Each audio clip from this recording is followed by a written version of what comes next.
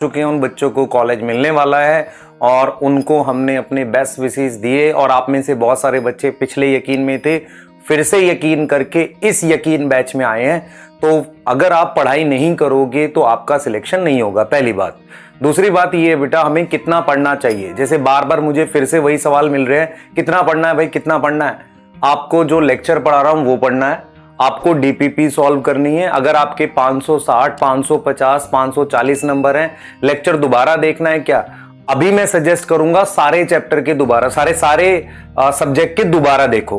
कम से कम 1 से 2 महीने तक दोबारा देखो, ताकि आपका पढ़ाई का फ्लो वापसी आ जाए। और उसके बाद आप चैप्टर को एनालाइज करो कि जो चैप्टर आपको आता है, आपको अच्छे से आता है, उसकी डीपीपी सॉल्व करके देखो। अगर नहीं बन रही है तब लेक्चर आप देखो फिर उसका। क्लियर है? अभी क्या होगा, होता क्या है, देखो बेटा, 570 या 560 या 550 वाले कुछ बच्चे होते हैं या 500 मार्क्स वाले होते हैं, उनको ऐसा लगता है बायो तो आ गई, फिजिक्स केमिस्ट्री करते हैं। तो उनके साथ दिक्कत ये होती है कि 3 महीने के बाद उनका सिलेबस फिर खराब हो चुका होता है। मतलब क्या होता है कि उनका एक तो फ्लो टूट जाता है पढ़ने का, दूसरा क्या होता है उनका कोई पर्टिकुलर टॉपिक फिर वीक रह जाता है और दिसंबर जनवरी में फिर वो पैनिक करना स्टार्ट करते हैं।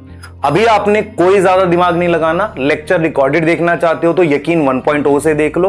मतलब जो आपका 2022 का जो यकीन का पहला बैच है वहां से देख लो, पुराने वाले यकीन से देख लो। अगर आपको रिकॉर्डेड देखना है, लाइव करना चाहते हो लाइव कर लो, लेकिन सिलेबस पूरा करो ढंग से, ईमानदारी से।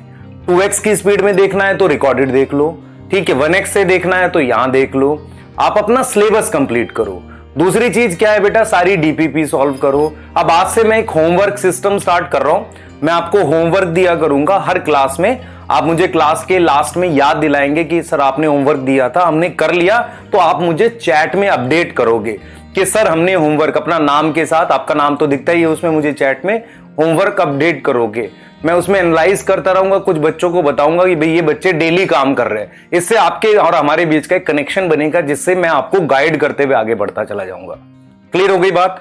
कोई डाउट नहीं है किसी को इस बात में, बिल्कुल बेटा प्रॉब्लम नहीं रखना, क्योंकि आप अपने आप से, मतलब क्या होता है 1-2 वीक के बाद आपके दिमाग घूमने लगता है, यार सिलेक्शन होगा नहीं होगा। अभी क्या है, मोटिवेटेड। देखो बेटा मैं क्या पढ़ा रहा हूं, फोटोसिंथेसिस का लास्ट लेक्चर पढ़ा रहा हूं। आप ये क्लास अटेंड करके देखो आपको कितना समझ आता है।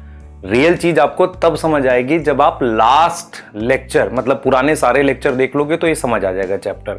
तो अगर आपने, मान लो अगर आपने बैच ज्वाइन कर लिया, फोटोसिंथेसिस आपको रिवाइज करना है, तो फिर यकीन 1.0 से रिकॉर्डेड देख लो, है ना। लाइव मत देखकर आप रिकॉर्डेड वाला देख लेना, ठीक है। दूसरी चीज क्या है, अब हम जब इसका नया चैप्टर स्टार्ट करेंगे, न्यू चैप्टर स्टार्ट करेंगे, वहां से आप देखने लगना तो आपको सारा समझ आएगा। क्लियर है? जो भी बच्चे नए हैं बेटा उनके लिए बोल रहा हूं।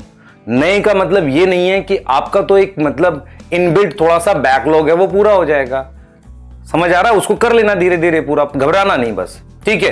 तो अभी आप स्टार्ट करो, 1 वीक में खुद को सेटल करो बैच के अंदर कि भाई मुझे कितना पढ़ना है, डीपीपी बनानी है, खुद को सेटल करो। उसके बाद से स्पीड पकड़ना। ऐसा ही नहीं कि पहले ही दिन में आप स्पीड पकड़ लोगे। नए बच्चों के लिए बता रहा हूं, पहले क्या करो, आप पहले एनालाइज करो कि किस किस टीचर्स का देखना है। उसके बाद आप ये देखो कि कितना आपको समझ आ रहा है, कितना एक दिन में लेक्चर्स देख पा रहे हो, क्या आप सारी डीपीपी कर पा रहे हो। उसके बाद आप देखो कि आपको 1 वीक के अंदर क्या जितना पढ़ाया गया सारा कंप्लीट हो गया। उसके बाद से अपना बैकलॉग करना स्टार्ट करो, ठीक है बेटा। हाँ, कहीं से एक्स्ट्रा क्वेश्चन नहीं करने। मैं डीपीपी में बहुत सारे क्वेश्चन दे रहा हूं आपको, और आपको कोई एक्स्ट्रा क्वेश्चन करने की जरूरत नहीं। आज एक वर्कशीट भी मिलेगी और आपको एक वो मिलेगी डीपीपी। और तो डीपीपी वर्कशीट मैंने कहा था, डीपीपी अभ्यास वाली आएगी, मंथन वाली आएगी, ठीक है, क्यों सक्षम वाली आएगी, अभ्यास वाली आएगी। वो 2 कर लो, बहुत है। चलें आगे, स्टार्ट कर ले। चलिए, इतनी देर मैंने आपके लिए सिर्फ बात करी है आपके साथ, सिर्फ ये समझाने के लिए कि हम कैसे पढ़ने वाले हैं।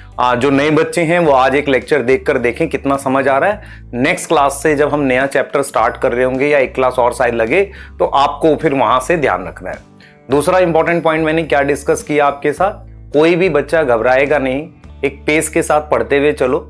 जब धीरे धीरे अपनी स्पीड बढ़ाओ, ठीक है, अपने आप को मेरे साथ बनाए रखो। अगर मैं आपको लास्ट ईयर का अपना एक लेक्चर दिखाऊंगा, जो मैंने बच्चों को बोला था कि आप हमारे साथ बने रहो आखिरी तक, सिलेक्शन होगा। और जो बच्चे बने रहे उनका हुआ भी है।